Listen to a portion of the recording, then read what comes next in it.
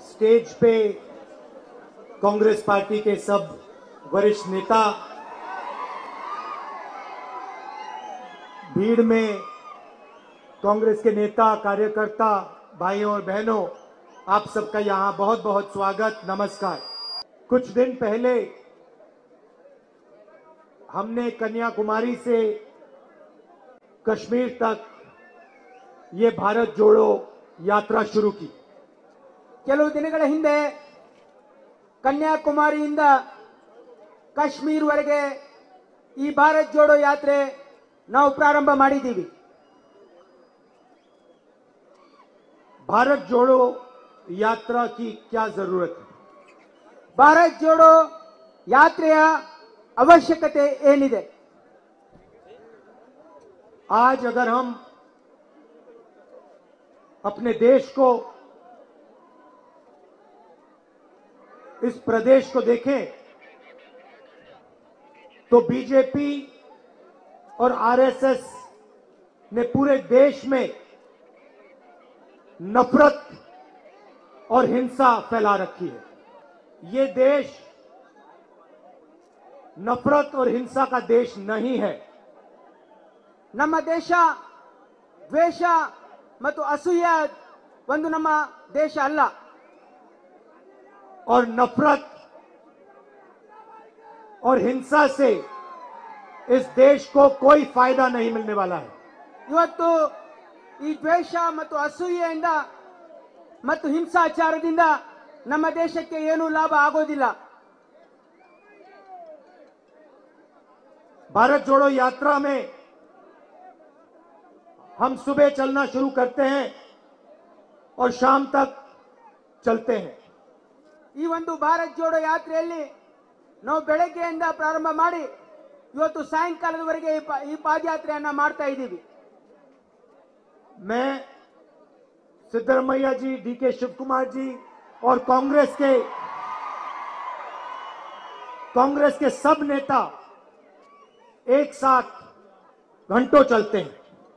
ಈ ಪಾದಯಾತ್ರೆಯಲ್ಲಿ ನಾನು, ಸಿದ್ದರಾಮಯ್ಯನವರು, ಡಿಕೆ ಶಿವಕುಮಾರ್ ಅವರು ಮತ್ತು ಕಾಂಗ್ರೆಸ್ ಪಕ್ಷದ ಅನೇಕ ನಾಯಕರು ಈ ಭಾರತ್ ಜೋಡೋ ಯಾತ್ರೆಯಲ್ಲಿ ಪಾಲ್ಗೊಳ್ತಾ ಇದ್ದಾರೆ। दिन में 6-7 घंटे चलते हैं। ದಿನದಲ್ಲಿ 6-7 ಗಂಟೆಗಳ ಕಾಲ ನಾವು ಪಾದಯಾತ್ರೆಯನ್ನ ಮಾಡ್ತಾ ಇದ್ದೀವಿ। उस समय हम कोई भाषण नहीं करते, हम कर्नाटक की जनता को ज्ञान नहीं देते। ಆ ಒಂದು ಸಂದರ್ಭದಲ್ಲಿ ನಾವು ಯಾವುದೇ ಭಾಷಣಗಳನ್ನು ಮಾಡೋದಿಲ್ಲ। ನಮ್ಮ ಈ ದೇಶದ ಜನರಿಗೆ ನಾವು ಯಾವ ಬುದ್ಧಿಮಾತನ್ನ ಹೇಳ್ತಾ ಇಲ್ಲ। जिससे भी हम मिलते हैं, चाहे वो किसान हो, मजदूर हो, व्यापारी हो, युवा हो, माता बहन हो, हम चुप रहते हैं और उनकी बात सुनते हैं और समझने की कोशिश करते हैं। ಇವತ್ತು ನಾವು ಎಲ್ಲರನ್ನ ಭೇಟಿ ಆಗಿರ್ತಕ್ಕಂಥ ಸಂದರ್ಭದಲ್ಲಿ ಅದು ರೈತರಾಗಿರ್ಬೋದು, ಕಾರ್ಮಿಕರಾಗಿರ್ಬೋದು, ಇವತ್ತು ಯಾವುದೇ ಜನ ಯುವಕರಾಗಿರ್ಬೋದು, ಅವರು ಮಾತುಗಳನ್ನ ನಾವು ಆಲಿಸ್ತಾ ಇದ್ದೀವಿ, ಆ ಮಾತುಗಳನ್ನ ನಾವು ಅರ್ಥ ಮಾಡ್ಕೊಳ್ತಾ ಇದ್ದೀವಿ। 7 घंटे सुनने के बाद हम 10-15 मिनट बोलते हैं। ಇವತ್ತು 7 ಗಂಟೆಗಳ ಕಾಲ ಅವರು ಮಾತುಗಳನ್ನ ಕೇಳಿದ ಮೇಲೆ ನಾವು ಕೇವಲ 10-15 ನಿಮಿಷಗಳ ಇವತ್ತು ಭಾಷಣಗಳನ್ನ ಮಾಡ್ತಾ ಇದ್ದೀವಿ। किसानों से मिलते हैं, उनसे एमएसपी के बारे में बात होती है, उनकी मुश्किलों के बारे में बात होती है, पानी की समस्या के बारे में बात होती है, जो बारिश से उनके खेत में नुकसान हुआ है उसके बारे में बात होती है। ಯಾವಾಗ ನಾವು ರೈತರನ್ನ ಭೇಟಿ ಆಗ್ತೀವಿ, ನಾವು ಅವರನ್ನ ಮಿನಿಮಮ್ ಸಪೋರ್ಟ್ ಪ್ರೈಸ್ ಬಗ್ಗೆ ಮಾತಾಡ್ತಾ ಇದ್ದೀವಿ, ಅವರ ಹೊಲಗದ್ದೆಗಳಲ್ಲಿ ಆಗಿರ್ತಕ್ಕಂಥ ಈ ಅತಿವೃಷ್ಟಿ ಆಗಿರ್ತಕ್ಕಂಥ ನಷ್ಟದ ಬಗ್ಗೆ ನಾವು ಅವರನ್ನ ತಿಳ್ಕೊಳ್ತಾ ಇದ್ದೀವಿ, ಅವರ ಕಷ್ಟಗಳ ಬಗ್ಗೆ ನಾವು ತಿಳ್ಕೊಳ್ತಾ ಇದ್ದೀವಿ, ಅವರ ನೀರಿನ ಸಮಸ್ಯೆಗಳ ಬಗ್ಗೆ ನಾವು ತಿಳ್ಕೊಳ್ತಾ ಇದ್ದೀವಿ। आजाद हिंदुस्तान में पहली बार हमारा किसान टैक्स दे रहा है। ನಮ್ಮ ದೇಶದ ಸ್ವಾತಂತ್ರ್ಯದ ನಂತರ ಮೊಟ್ಟ ಮೊದಲ ಬಾರಿಗೆ ನಮ್ಮ ದೇಶದ ರೈತರು ಇವತ್ತು ಟ್ಯಾಕ್ಸ್ ಕೊಡ್ತಕ್ಕಂತ ಪರಿಸ್ಥಿತಿ ಉದ್ಭವ ಆಗಿದೆ. 5% ಫರ್ಟಿಲೈಸರ್ पे, 5% ಇವತ್ತು ನಮ್ಮ ಗೊಬ್ಬರದ ಮೇಲೆ ನಾವು ಟ್ಯಾಕ್ಸ್ ಅನ್ನ ಕೊಡ್ತಾ ಇದ್ದೀವಿ. 12% GST ट्रैक्टर पे, 12% ಇವತ್ತು GST ಟ್ಯಾಕ್ಸ್ ಅನ್ನ ನಾವು ಟ್ರ್ಯಾಕ್ಟರ್ ಮೇಲೆ ಕೊಡ್ತಾ ಇದ್ದೀವಿ. और 18% पेस्टिसाइड पे. 18% ನಾವು ಔಷಧಿಗಳ ಮೇಲೆ, ಪೆಸ್ಟಿಸೈಡ್ ಮೇಲೆ ಇವತ್ತು ಕೊಡ್ತಾ ಇದ್ದೀವಿ. और डीजल के लिए तकरीबन 90 रुपए लीटर. ಇವತ್ತು ನಮ್ಮ ಡೀಸೆಲ್ 90 ರೂಪಾಯಿ ಟ್ಯಾಕ್ಸ್ ಅನ್ನ ನಾವು ಕೊಡ್ತಾ ಇದ್ದೀವಿ. जब हम किसानों से पूछते हैं खेत से कितना पैसा बनता है, हमें बताते हैं कि मुश्किल से थोड़ा सा पैसा निकलता है. ನಾವು ರೈತರನ್ನ ಕೇಳಿದಾಗ ಇವತ್ತು ವ್ಯವಸಾಯದಿಂದ ನಿಮಗೆ ಎಷ್ಟು ಹಣ ಬರ್ತಾ ಇದೆ ಅಂತ ಕೇಳಿದಾಗ ಅವರು ಬಹಳ ಕಷ್ಟದಿಂದ ನಮಗೆ ಬಹಳ ಅಲ್ಪ ಹಣವನ್ನ ಬರ್ತಾ ಇದೆ ಅಂತಕ್ಕಂಥದ್ದು ರೈತರು ನಮಗೆ ಹೇಳ್ತಾ ಇದ್ದಾರೆ. कपास के किसान से कल बात हुई. ಹತ್ತಿ ಬೆಳೀತಕ್ಕಂಥ ರೈತರಿಂದ ನಾವು ನಿನ್ನೆ ಅವ್ರ ಜೊತೆ ಮಾತನಾಡಿದ್ವಿ.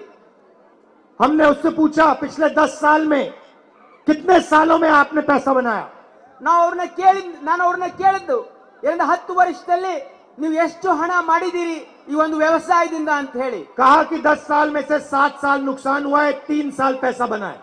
ಅವ್ರು ಹೇಳಿದ್ರು ನಾವು 10 ವರ್ಷದಲ್ಲಿ 7 ವರ್ಷ ನಮಗೆ नुकसान आಗಿದೆ, 7 ವರ್ಷ ನಮಗೆ ನಷ್ಟ ಆಗಿದೆ, ಕೇವಲ 3 ವರ್ಷ ನಮಗೆ ಲಾಭ ಆಗಿದೆ ಅಂತ ಹೇಳಿದ್ದಾರೆ. हमें बताया कि बारिश के कारण उसको जबरदस्त नुकसान हुआ, पूरा खेत बर्बाद हो गया. ಅವ್ರು ಹೇಳಿದ್ರು ಇವತ್ತು ಅತಿವೃಷ್ಟಿಯಿಂದ ಜಾಸ್ತಿ ಮಳೆ ಆಗಿದ್ರಿಂದ ನಮಗೆ ಸಂಪೂರ್ಣವಾಗಿ ನಮ್ಮ ಹೊಲಗಳಲ್ಲಿ ನಮ್ಮ ಬೆಳೆ ನಷ್ಟ ಆಗಿದೆ ಅಂತಕ್ಕಂಥದ್ದು ನಮಗೆ ತಿಳಿಸಿದ್ದಾರೆ. मैंने उससे पूछा, बीमा के बारे में पूछा, इंश्योरेंस के बारे में पूछा. कहता है कि सरकार का जो इंश्योरेंस स्कीम है वो चोरी है. इंश्योरेंस स्कीम नहीं है, चोरी है. ನಾನು ರೈತರನ್ನ ಕೇಳಿದೆ, ಈ ಫಸಲ್ ಬಿಮಾ ಯೋಜನೆ ಇಂದ ಏನು ನಿಮಗೆ ಲಾಭ ಆಗಿದೆ ಅಂತ ಕೇಳಿದ್ರೆ ರೈತರು ನನ್ನನ್ನು ಹೇಳಿದ್ದಾರೆ ಏನಂತಂದ್ರೆ ಇದು ಫಸಲ್ ಬಿಮಾ ಯೋಜನೆಯಿಂದ ನಮಗೇನು ಲಾಭ ಆಗಿಲ್ಲ, ಇದರಿಂದ ನಮಗೆ ಕಳ್ಳತನ ಆಗ್ತಾ ಇದೆ, ಇವತ್ತು ಸರ್ಕಾರ ನಮಗೆ ಲೂಟಿ ಮಾಡ್ತಾ ಇದೆ ಅಂತಕ್ಕಂಥ ಮಾತನ್ನ ಹೇಳಿದ್ದಾರೆ. मैंने उनसे पूछा सरकार ने आपके लिए क्या किया. ನಾನು ಅವ್ರನ್ನ ಕೇಳಿದೆ ಇವತ್ತು ಸರ್ಕಾರ ನಿಮಗೋಸ್ಕರ ಏನ್ ಮಾಡಿದೆ ಅಂತ. कहता है 70,000 करोड़ रुपए हमारा कर्जा माफ किया. ಅವ್ರು ಹೇಳ್ತಾ ಇದ್ದಾರೆ ನಾವು 70,000 ಕೋಟಿ ಸಾಲ ಮನ್ನಾ ಮಾಡಿದೀವಿ ಅಂತ ಹೇಳಿ. मैंने पूछा आपका कितना कर्जा माफ हुआ. ನಾನು ಅವ್ರಿಗೆ ಕೇಳಿದೆ ನಿಮ್ಮ ಎಷ್ಟು ಸಾಲ ಮನ್ನಾ ಆಗಿದೆ ಅಂತ ಹೇಳಿ. 4 लाख रुपए कर्जा माफ हुआ था. 4 ಲಕ್ಷ ಇವತ್ತು ಸಾಲ ಮನ್ನಾ ಆಗಿದೆ ಅಂತ ಅವ್ರು ಹೇಳಿದ್ರು. मैंने कहा ये तो तुम यूपीए की बात कर रहे हो, मैं तो बीजेपी के बारे में सवाल पूछ रहा हूं. ನಾನು ಹೇಳಿದೆ ಅವರಿಗೆ ನೀವು ಇದನ್ನ ಸಾಲ ಮನ್ನಾ ಆಗಿದೆ ಯುಪಿಎ ಗವರ್ಮೆಂಟ್ ಬಗ್ಗೆ ಹೇಳ್ತಾ ಇದ್ದೀರಿ, ನೀವು ಬಿಜೆಪಿ ಗವರ್ಮೆಂಟ್ ಬಗ್ಗೆ ಏನಾದ್ರೂ ಸಾಲ ಮನ್ನಾ ಮಾಡಿದೆ ಅಂತ ಅವ್ರನ್ನ ಕೇಳಿದೆ ನಾನು. कहता है बीजेपी की सरकार ने हमारे लिए कुछ नहीं किया. ಹೇಳ್ತಾ ಇದ್ದಾರೆ ಬಿಜೆಪಿ ಸರ್ಕಾರ ನಮ್ಮ ರೈತರಿಗೋಸ್ಕರ ಏನು ಮಾಡಿಲ್ಲ ಅಂತ ಹೇಳ್ತಾ ಇದ್ದಾರೆ. ये है हालत कर्नाटक के किसान की. ಇದು ನಮ್ಮ ಕರ್ನಾಟಕ ರಾಜ್ಯದ ರೈತರ ಪರಿಸ್ಥಿತಿ ಆಗಿದೆ. नरेंद्र मोदी जी ने नोटबंदी की और गलत जीएसटी लागू की. ನರೇಂದ್ರ ಮೋದಿ ಅವರು ಇವತ್ತೇನು ನೋಟ್ ಬಂದಿ ಮಾಡಿದ್ರು ಮತ್ತು ತಪ್ಪಾಗಿ ಜಿಎಸ್ಟಿ ಅನ್ನ ಇವತ್ತು ನಮ್ಮ ಮೇಲೆ ಹೇರಿದ್ದಾರೆ. मैं आपसे पूछना चाहता हूं, यहां पे कोई एक व्यक्ति है जिसको नोटबंदी से फायदा हुआ हो? ನಾನು ಇಲ್ಲಿ ನಿಮ್ಮನ್ನ ಕೇಳಲಿಕ್ಕೆ ಇಚ್ಛೆ ಪಡ್ತಾ ಇದ್ದೀನಿ, ಈ ನೋಟ್ ಬಂದಿಯಿಂದ ಯಾರಿಗಾದ್ರೂ ಒಬ್ಬರಿಗಾದ್ರೂ ಲಾಭ ಆಗಿದೆಯಾ? एक आदमी है जिसको जीएसटी से फायदा हुआ है? ಯಾರು ಒಬ್ಬರಾದ್ರೂ ಇದ್ದಾರೆ ನಿಮಗೆ ಜಿಎಸ್ಟಿ ಇಂದ ಲಾಭ ಆದವರು ಯಾರಾದ್ರೂ ಒಬ್ಬರಾದ್ರೂ ಇದ್ದಾರಾ? जो हमारे छोटे व्यापारी हैं, मिडिल साइज बिजनेस हैं, जो रोजगार दिलवाते हैं, वो सब नष्ट हो गए, खत्म हो गए जीएसटी नोटबंदी के कारण. ಇವತ್ತು ನಮ್ಮ ಮಾಧ್ಯಮ ವ್ಯಾಪಾರಿಗಳು, ಬೀದಿ ವ್ಯಾಪಾರಿಗಳು ಇವತ್ತು ಸಂಪೂರ್ಣವಾಗಿ ನಾಶ ಆಗಿ ಹೋಗಿದ್ದಾರೆ ಈ ಜಿಎಸ್ಟಿ ಮತ್ತು ನೋಟ್ ಬಂದಿ ಅಂತ ಅಂತಕ್ಕಂಥದ್ದು ನಮಗೆ ಗೊತ್ತಾಯ್ತು. आज हिंदुस्तान अपने युवाओं को रोजगार नहीं दे सकता. ಇವತ್ತು ನಮ್ಮ ದೇಶದಲ್ಲಿರ್ತಕ್ಕಂಥ ನಿರುದ್ಯೋಗಿ ಯುವಕರಿಗೆ ಇವತ್ತು ನೌಕರಿ ಕೊಡ್ಲಿಕ್ಕೆ ಸಾಧ್ಯ ಆಗ್ತಾ ಇಲ್ಲ. इन सड़कों पे मेरे साथ युवा चलते हैं। ಇವತ್ತು ಈ ರಸ್ತೆಗಳ ಮೇಲೆ ನನ್ನ ಜೊತೆ ಈ ದೇಶದ ಯುವಕರು ನಡೀತಾ ಇದ್ದಾರೆ। पहला सवाल पूछता हूं, पढ़ाई की, डिग्री ली? ನಾನು ಮೊದಲು ಅವರಿಗೆ ಕೇಳ್ತಾ ಇದ್ದೇನೆ, ನೀವು ಓದಿದ್ದೀರಾ, ಡಿಗ್ರಿ ಮಾಡಿದ್ದೀರಾ? सब के सब कहते हैं पढ़ाई की, डिग्री मिली। ಅವ್ರು ಹೇಳ್ತಾ ಇದ್ದಾರೆ, ಹೌದು ನಾವು ಓದಿದ್ದೀವಿ, ನಾವು ಡಿಗ್ರಿ ಮಾಡಿದ್ದೀವಿ। और फिर मैं पूछता हूं, उस डिग्री का फायदा मिला? ಮತ್ತೆ ಅವ್ರಿಗೆ ಕೇಳ್ತಾ ಇದ್ದೀವಿ, ಡಿಗ್ರಿಯಿಂದ ನಿಮಗೆ ಏನಾದ್ರೂ ಲಾಭ ಆಗಿದೆಯಾ? रोजगार मिला? ನಿಮಗೆ ಏನಾದ್ರೂ ನೌಕರಿ ಸಿಕ್ಕಿದೆಯಾ? और सबके सब कहते हैं कुछ नहीं मिला, बेरोजगार है। ಎಲ್ಲರೂ ಹೇಳ್ತಾ ಇದ್ದಾರೆ, ನಮಗೇನೂ ಸಿಕ್ಕಿಲ್ಲ, ನಾವೆಲ್ಲರೂ ನಿರುದ್ಯೋಗ ಆಗಿದ್ದೀವಿ ಅಂತ ಹೇಳ್ತಾ ಇದ್ದಾರೆ। भाइयों और बहनों, दुनिया का दूसरा अमीर व्यक्ति हिंदुस्तान का है। ಇವತ್ತು ಎಲ್ಲ ಅಣ್ಣ ತಮ್ಮಂದಿರೇ, ತಾಯಂದಿರೇ, ಇವತ್ತು ಇಡೀ ವಿಶ್ವದ ಎರಡನೇ ಅತಿ ಶ್ರೀಮಂತ ವ್ಯಕ್ತಿ ನಮ್ಮ ಭಾರತದವನಿದ್ದಾನೆ। अगर आप दुनिया के सबसे अमीर लोगों की लाइन लगा दो, दूसरे नंबर पे हिंदुस्तान का एक व्यक्ति आता है। ಒಂದ್ ವೇಳೆ ನೀವು ಇಡೀ ವಿಶ್ವದ ಅತಿ ಶ್ರೀಮಂತ ಜನರ ನೀವು ಒಂದು ಪಟ್ಟಿಯನ್ನ ತಯಾರು ಮಾಡಿದ್ರೆ ಇವತ್ತು ಎರಡನೇ ಸ್ಥಾನದಲ್ಲಿ ನಮ್ಮ ಭಾರತದ ವ್ಯಕ್ತಿಯನ್ನ ಕಾಣಿಸ್ತಾನೆ। उसको हिंदुस्तान के प्रधानमंत्री ने हिंदुस्तान का पूरा इंफ्रास्ट्रक्चर पकड़ा दिया। ಅವರಿಗೆ ಆ ವ್ಯಕ್ತಿಗೆ ಇವತ್ತು ನಮ್ಮ ದೇಶದ ಪ್ರಧಾನಮಂತ್ರಿಗಳು ನಮ್ಮ ದೇಶದ ಸಂಪೂರ್ಣ ಸಂಪನ್ಮೂಲಗಳನ್ನು ಅವರಿಗೆ ದಾರಿ ಎರೆದಿದ್ದಾರೆ।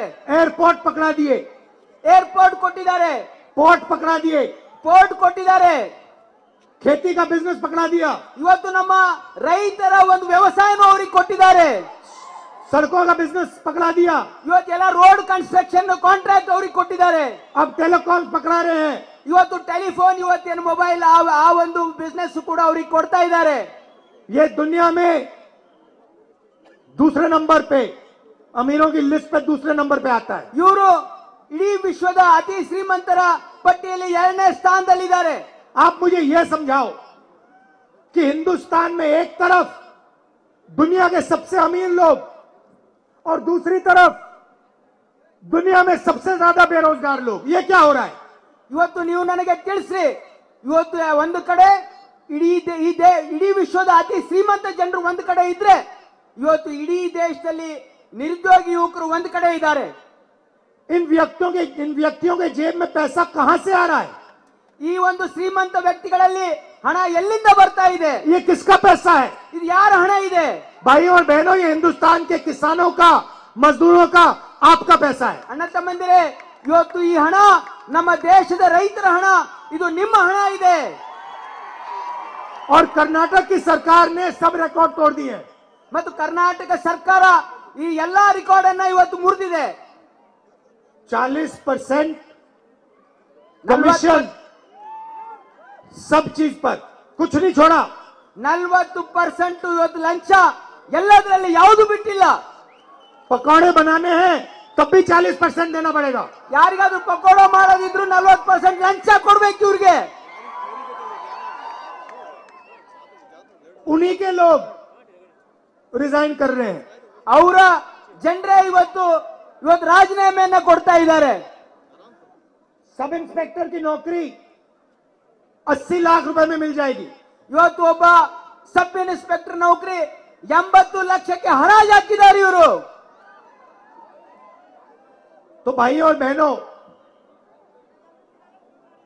भारत जोड़ो यात्रा 3 मुद्दों के लिए की गई है।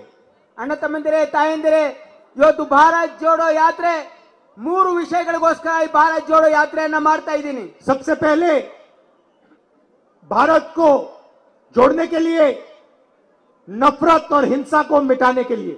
ಮೊಟ್ಟ ಮೊದಲನೇದಾಗಿ ಈ ಇಡೀ ಭಾರತವನ್ನ ನಾವು ಜೋಡಿಸೋದಕ್ಕೋಸ್ಕರ ಮತ್ತು ಇಲ್ಲಿರ್ತಕ್ಕಂಥ ಏನು ಅಸೂಯೆ ದ್ವೇಷ ಇದೆ ಇದನ್ನ ಅಳಿಯೋದಕ್ಕೋಸ್ಕರ ಇವತ್ತು ಭಾರತ್ ಜೋಡೋ ಮಾಡ್ತಾ ಇದ್ದೀವಿ। जो बसवन्ना जी की विचारधारा थी, नारायण गुरु जी की विचारधारा थी, अंबेडकर जी की विचारधारा थी, ಯಾವುದು ಬಸವಣ್ಣನವರ ವಿಚಾರಧಾರೆ ಇರಬಹುದು, ಅಂಬೇಡ್ಕರ್ ಅವರ ವಿಚಾರಧಾರೆ ಇರಬಹುದು, ನಾರಾಯಣ ಗುರುಗಳ ವಿಚಾರಧಾರೆ ಇರಬಹುದು, उसी विचारधारा पे ये भारत जोड़ो यात्रा चल रही है। ಆ ಒಂದು ವಿಚಾರಧಾರೆಗೋಸ್ಕರ ಈ ಭಾರತ್ ಜೋಡೋ ಯಾತ್ರೆ ಮಾಡ್ತಾ ಇದ್ದೀವಿ. इसका दूसरा लक्ष्य ಇದು ಎರಡನೇ ಗುರಿ, बीजेपी की सरकार को बताना, नरेंद्र मोदी जी को बताना ಬಿಜೆಪಿ ಸರ್ಕಾರವನ್ನು ನಾವು ತೋರಿಸಬೇಕಾಗಿದೆ, ನರೇಂದ್ರ ಮೋದಿ ಅವರಿಗೆ ತೋರಿಸಬೇಕಾಗಿದೆ कि उन्होंने जो रोजगार देने का वायदा किया था, हर साल 2 करोड़ युवाओं को रोजगार देने का वायदा किया था, उस वायदे को पूरा करें. ಅವ್ರಿಗೆ ಹೇಳ್ಬೇಕು, ತೋರಿಸಬೇಕಾಗಿದೆ. ಏನು ಈ ದೇಶದ ಯುವಕರಿಗೆ ಪ್ರತಿ ವರ್ಷ 2 ಕೋಟಿ ನೌಕರಿಯನ್ನ ಕೊಡ್ತೀವಿ ಅಂತ ವಾಗ್ದಾನ ಮಾಡಿದ್ರು, ಅದನ್ನ ಮಾಡಬೇಕು ಅಂತಕ್ಕಂಥದ್ದು ಅವರಿಗೆ ಎಚ್ಚರಿಕೆಯನ್ನ ಕೊಡಬೇಕಾಗಿದೆ. मैं नहीं कह रहा हूं, ये हिंदुस्तान का हर युवा कह रहा है. ಇದು ನಾನು ಹೇಳ್ತಾ ಇಲ್ಲ, ಇಡೀ ದೇಶದ ಯುವಕರು ಹೇಳ್ತಾ ಇದ್ದಾರೆ. और तीसरा मुद्दा, ಮತ್ತು ಮೂರನೇ ಒಂದು ನಮ್ಮ जो महंगाई बढ़ती जा रही है, ಈಗ ನಮ್ಮ ದೇಶದಲ್ಲಿ ಇವತ್ತು ಪದಾರ್ಥಗಳ ಇವತ್ತೇನು ರೇಟ್ ಜಾಸ್ತಿ ಆಗ್ತಾ ಇದೆ. गैस सिलेंडर 400 रुपए का होता था, आज 1000 रुपए का है. ಇವತ್ತು ಗ್ಯಾಸ್ ಸಿಲಿಂಡರ್ ನಮ್ಮ ಸರ್ಕಾರ ಇದ್ದಾಗ 400 ರೂಪಾಯಿ ಇತ್ತು, ಇವತ್ತು 1000 ರೂಪಾಯಿ ಆಗಿದೆ. पेट्रोल और डीजल की कीमत बढ़ती जा रही है, रुकती नहीं है. ಇವತ್ತು ಪೆಟ್ರೋಲ್ ಮತ್ತು ಡೀಸೆಲ್ ದರಗಳು ಮೇಲೆ ಏರ್ತಾನೆ ಇದಾವೆ, ನಿಲ್ತಾ ಇಲ್ಲ. ಅದು इंटरनेशनल मार्केट में तेल का दाम कम हो ज्यादा, हिंदुस्तान में पेट्रोल डीजल का दाम बढ़ता ही जाएगा. ಇವತ್ತು ಅಂತಾರಾಷ್ಟ್ರೀಯ ಮಾರ್ಕೆಟ್ನಲ್ಲಿ ಇವತ್ತು ಡೀಸೆಲ್ ಪೆಟ್ರೋಲ್ ದರ ಕಮ್ಮಿ ಆಗ್ಲಿ ಜಾಸ್ತಿ ಆಗ್ಲಿ, ಆದ್ರೆ ನಮ್ಮ ದೇಶದಲ್ಲಿ ಮಾತ್ರ ಡೀಸೆಲ್ ಪೆಟ್ರೋಲ್ ದರ ಏರ್ತಾನೆ ಇರ್ತದೆ. इसीलिए हमने कन्याकुमारी से कश्मीर तक भारत जोड़ो यात्रा शुरू की. ಆದ್ರಗೋಸ್ಕರ ನಾವು ಕನ್ಯಾಕುಮಾರಿಯಿಂದ ಇವತ್ತು ಕಾಶ್ಮೀರ್ ವರೆಗೆ ಭಾರತ್ ಜೋಡೋ ಯಾತ್ರಾ ಪ್ರಾರಂಭ ಮಾಡಿದೀವಿ. थोड़ा सा मैं अब आपके बारे में बोलना चाहता हूं. ಸ್ವಲ್ಪ ವಿಷಯ ನಿಮ್ಮ ಬಗ್ಗೆನೂ ಹೇಳಲಿಕ್ಕೆ ನಾನು ಇಚ್ಛೆ ಪಡ್ತಾ ಇದ್ದೀನಿ. ये जो 371 जे है, ये किसने करवाया? ಈ ಆರ್ಟಿಕಲ್ 371 जे ಇದನ್ನ ಯಾರು ಮಾಡಿದ್ರು? भाइयों और बहनों, वाजपेयी जी और अडवाणी जी ने 371 जे को मना किया था. ಅಣ್ಣ ತಮ್ಮಂದಿರೇ, ತಾಯಂದಿರೇ, ಇವತ್ತು ವಾಜಪೇಯಿ ಅವರು, LK ಆಡ್ವಾಣಿ ಅವರು ಆರ್ಟಿಕಲ್ 371 जे ಮಾಡಕ್ ಆಗೋದಿಲ್ಲ ಅಂತ ಹೇಳಿದ್ರು. उन्होंने, बीजेपी ने कहा था कि ये करा नहीं जा सकता, हम नहीं करने वाले. ಅವ್ರು ಹೇಳಿದ್ರು ಇದು ಆರ್ಟಿಕಲ್ 371 जे ಮಾಡಕ್ ಆಗೋದಿಲ್ಲ, ನಾವು ಮಾಡೋದಿಲ್ಲ ಅಂತ ಹೇಳಿದ್ರು. कांग्रेस पार्टी ने, हमने आपसे वायदा किया और वायदा हमने पूरा करके दिखाया. ನಾವು ಏನು ಮಾತು ಕೊಟ್ಟಿದ್ವಿ, ಆರ್ಟಿಕಲ್ 371 जे ಮಾಡ್ತೀವಿ ಅಂತ ಮಾತು ಕೊಟ್ಟಿದ್ದೀವಿ, ಆ ಮಾತನ್ನ ನಾವು ಉಳಿಸ್ಕೊಂಡಿದ್ದೀವಿ. ಆರ್ಟಿಕಲ್ 371 जे ಮಾಡಿದ್ದೀವಿ. ये भाइयों और बहनों, ये छोटी बात नहीं है. ಅಣ್ಣ ತಮ್ಮಂದಿರೇ, ತಾಯಂದಿರೇ, ಇದು ಸಣ್ಣ ವಿಷಯ ಅಲ್ಲ. ಇದು 40,000 सरकारी नौकरियां आपको मिली. 40,000 ನಮಗೆ ಸರ್ಕಾರಿ ಹುದ್ದೆಗಳು ಇವತ್ತು ನಮ್ಮ ಯುವಕರಿಗೆ ಸಿಕ್ಕಿವೆ ಈ ಆರ್ಟಿಕಲ್ 371 जे ಇಂದ. लाखों युवाओं को एडमिशन मिला. ಇವತ್ತು ಲಕ್ಷಾಂತರ ಯುವಕರಿಗೆ ಇಂಜಿನಿಯರಿಂಗ್ ಮೆಡಿಕಲ್ ಕಾಲೇಜ್ಗಳಲ್ಲಿ ಇವತ್ತು ಅಡ್ಮಿಷನ್ ಸಿಕ್ಕಿದೆ. मेडिकल कॉलेजेस में, इंजीनियरिंग कॉलेजेस में, प्रोफेशनल कोर्सेज में. ಇವತ್ತು ಮೆಡಿಕಲ್ ಕಾಲೇಜ್ಗಳಲ್ಲಿ, ಇಂಜಿನಿಯರಿಂಗ್ ಕಾಲೇಜ್ಗಳಲ್ಲಿ ಮತ್ತು ಪ್ರೊಫೆಷನಲ್ ಕೋರ್ಸಸ್ಗಳಲ್ಲಿ ನಮ್ಮ ಯುವಕರಿಗೆ ಆದ್ಯತೆ ಮೇರೆಗೆ ಇವತ್ತು ಅಡ್ಮಿಷನ್ ಅನ್ನ ಸಿಕ್ಕಿದೆ. और आपके इंफ्रास्ट्रक्चर, सड़कों पे 10,000 करोड़ रुपए आपको दिया गया. ಇವತ್ತು ನಿಮ್ಮ ಈ ಭಾಗದ ಮೂಲಭೂತ ಸೌಕರ್ಯಗಳಿಗೆ ಇವತ್ತು 10,000 ಕೋಟಿ ಇವತ್ತು ಆರ್ಟಿಕಲ್ 371 जे ಅಡಿಯಲ್ಲಿ ನಮ್ಮ ಸರ್ಕಾರ ಕೊಟ್ಟಿತ್ತು. ये फर्क है हम में उनमें. हम कुछ कह देते हैं, फिर हम करके दिखाते हैं. ಇದೇ ವ್ಯತ್ಯಾಸ ಇದೆ ನಮಗೂ ಅವರಿಗೂ. ನಾವು ಏನು ಹೇಳ್ತೀವಿ ಅದನ್ನ ಮಾಡ್ತೀವಿ. ನುಡಿದಂತೆ ನಡೆದಿರ್ತಕ್ಕಂಥ ಸರ್ಕಾರ ನಮ್ಮ ಸಿದ್ದರಾಮಯ್ಯ ಸರ್ಕಾರ. और ये बात हम बसवना जी से सीखे थे. ಈ ಮಾತನ್ನ ಇವತ್ತು ನುಡಿದಂತೆ ನಡೀತಕ್ಕಂಥದನ್ನ ನಾವು ಬಸವಣ್ಣನವರಿಂದ ಕಲ್ತಿದ್ದೀವಿ. उन्होंने कहा था, जो कहते हो उसे करके दिखाओ. ಅವ್ರು ಹೇಳಿದ್ರು, ಬಸವಣ್ಣನವರು ಹೇಳಿದ್ರು, ಯಾವ ನುಡಿದಂತೆ ನಡಿ ಅಂತ ಹೇಳಿದ್ರು, ಆ ರೀತಿ ನಾವು ಮಾಡ್ತಾ ಇದ್ದೀವಿ. यात्रा में आपने हमें अपनी पूरी शक्ति दी. ಈ ಯಾತ್ರೆಯಲ್ಲಿ ನಿಮ್ಮ ಸಂಪೂರ್ಣವಾದ ಶಕ್ತಿಯನ್ನ ನನಗೆ ನೀವು ಕೊಟ್ಟಿದ್ದೀರಿ. देखो, पुलिस वाले मुस्कुरा रहे हैं. ನೋಡಿ, ನಮ್ಮ ಇವತ್ತು ಇಲ್ಲಿರ್ತಕ್ಕಂಥ ಪೊಲೀಸ್ನವರು ಕೂಡ ನಗ್ತಾ ಇದ್ದಾರೆ. इन्होंने भी खूब मदद की. ಇವರು ಕೂಡ ಬಹಳ ಸಹಾಯ ಮಾಡಿದ್ದಾರೆ, धक्के खाए, ಬಹಳಷ್ಟು ಧಕ್ಕೆಗಳನ್ನು ತಿಂದಿದ್ದಾರೆ. तो आपने अपना पूरा प्यार, अपनी पूरी शक्ति इस यात्रा को और भारत को जोड़ने में दी. ಇವತ್ತು ನಿಮ್ಮ ಸಂಪೂರ್ಣ ಶಕ್ತಿ, ನಿಮ್ಮ ವಿಶ್ವಾಸ, ನಿಮ್ಮ ಪ್ರೀತಿ ಈ ಭಾರತ್ ಜೋಡೋ ಯಾತ್ರೆಯಲ್ಲಿ ನೀವೆಲ್ಲ ಕೊಟ್ಟಿದ್ದೀರಿ. पूरा का पूरा दम आपने भारत को जोड़ने में लगाया है. ಇವತ್ತು ನಿಮ್ಮ ಸಂಪೂರ್ಣ ಶಕ್ತಿ ನೀವು ಈ ಭಾರತ್ ಜೋಡೋ ಯಾತ್ರೆಯಲ್ಲಿ ನೀವು ಅದರಲ್ಲಿ ಪಾಲ್ಗೊಂಡಿದ್ದೀರಿ. आप सब हिंसा और नफरत के खिलाफ खड़े हुए. ನೀವೆಲ್ಲರೂ ಏನು ದ್ವೇಷ ಮತ್ತು ಅಸೂಯೆ ಮತ್ತು ಹಿಂಸಾಚಾರದ ವಿರುದ್ಧ ನೀವು ನಿಂತಿದ್ದೀರಿ. ये छोटी बात नहीं है, ಇದು ಸಾಮಾನ್ಯ, ಇವತ್ತು ಸಾಮಾನ್ಯ ವಿಷಯ ಅಲ್ಲ, ये बहुत बड़ी बात है. ಇದು ಬಹಳ ದೊಡ್ಡ ವಿಷಯ.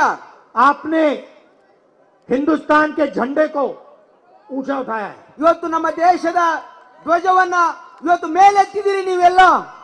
और उस झंडे की आपने रक्षा की है. ಇವತ್ತು ಈ ಒಂದು ನಮ್ಮ ಭಾರತ ದೇಶ ಧ್ವಜದ ರಕ್ಷಣೆಯನ್ನ ಮಾಡಿದ್ದೀರಿ ನೀವು. जो भारत में नफरत फैलाता है, हिंसा फैलाता है, वो झंडे पे आक्रमण करता है. ಇವತ್ತು ನಮ್ಮ ದೇಶದಲ್ಲಿ ಯಾರು ದ್ವೇಷ, ಯಾರು ಹಿಂಸಾಚಾರ ಮಾಡ್ತಾರೆ, ಅವರು ನಮ್ಮ ದೇಶದ ಇವತ್ತು ಧ್ವಜದ ಮೇಲೆ ಆಕ್ರಮಣ ಮಾಡ್ತಾ ಇದ್ದಾರೆ ಅಂತ ಅನ್ಕೊಳ್ತೀವಿ ನಾವು. 3500 किलोमीटर चलना आसान काम नहीं होता है. 3500 ಕಿಲೋಮೀಟರ್ ನಡೀತಕ್ಕಂಥದ್ದು ಇದು ಸಾಮಾನ್ಯವಾಗಿರ್ತಕ್ಕಂಥ ಮಾತಲ್ಲ. मगर अजीब सी बात होती है, आमतौर से जब व्यक्ति सुबह उठता है तो जब वो पहले कदम लेता है वो कदम आसान होते हैं. ಯಾವಾಗ ಇದು ಒಂದು ಸಾಮಾನ್ಯ ಮಾತಲ್ಲ, ಯಾವ ಮನುಷ್ಯ ಮೊದಲು ಎದ್ದ ತಕ್ಷಣ ಮೊದಲನೇ ಹೆಜ್ಜೆಯನ್ನು ಇಡ್ತಾನಲ್ಲ ಅದು ಬಹಳ ಸುಲಭ ಆಗ್ತದೆ. और शाम को जो कदम होते हैं वो थोड़े मुश्किल होते हैं, थक जाता है आदमी. ಯಾವಾಗ ಸಾಯಂಕಾಲ ನಾವು ಯಾತ್ರೆಯನ್ನ ಮುಗಿಸ್ತೀವಿ ಆವಾಗ ನಾವೆಲ್ಲರೂ ಸ್ವಲ್ಪ ದಣಿವಾಗ್ತದೆ. इस यात्रा पे उल्टा हो रहा है. ಈ ಯಾತ್ರೆಯಲ್ಲಿ ಇದು ಇದರ ವಿಪರೀತ ಆಗ್ತಾ ಇದೆ, ಉಲ್ಟಾ ಆಗ್ತಾ ಇದೆ. जो शाम के कदम होते हैं वो आसान हो जाते हैं. ಇವತ್ತು ಸಾಯಂಕಾಲದ ಹೆಜ್ಜೆ ನಮಗೆ ಬಹಳ ಸುಲಭ ಆಗ್ತಾ ಇದೆ. क्यों? क्योंकि मैं अपनी शक्ति से नहीं चल रहा हूं. ಯಾಕಂದ್ರೆ ಇದು ನನ್ನ ಶಕ್ತಿಯಿಂದ ನಾನು ನಡೀತಾ ಇಲ್ಲ, मैं आपकी शक्ति से चल रहा हूं. ನಾನು ನಿಮ್ಮ ಶಕ್ತಿ, ನಿಮ್ಮ ಪ್ರೇರಣೆಯಿಂದ ನಡೀತಾ ಇದ್ದೀನಿ. आप मेरी मदद कर रहे हो और आप मुझे पीछे से धकेल रहे हो. ನೀವು ನನಗೆ ಸಹಾಯ ಮಾಡ್ತಾ ಇದ್ದೀರಿ, ನೀವು ನಿನ್ನ ಹಿಂದಿನಿಂದ ನನಗೆ ಮುನ್ನಡಿಲಿಕ್ಕೆ ಪ್ರೇರಣೆ ಕೊಡ್ತಾ ಇದ್ದೀರಿ. तो इस मदद के लिए, इस प्यार के लिए मैं आप सबको दिल से धन्यवाद करना चाहता हूं. ಈ ಒಂದು ಸಹಾಯಗೋಸ್ಕರ, ಈ ಒಂದು ಪ್ರೀತಿಗೋಸ್ಕರ ನಾನು ಹೃದಯದ ಅಂತರಾಳದಿಂದ ನಿಮಗೆ ಧನ್ಯವಾದಗಳನ್ನು ಹೇಳ್ತಾ ಇದ್ದೀನಿ. धन्यवाद. जय हिंद. ಥ್ಯಾಂಕ್ ಯು, ಧನ್ಯವಾದ ಎಲ್ಲರಿಗೂ.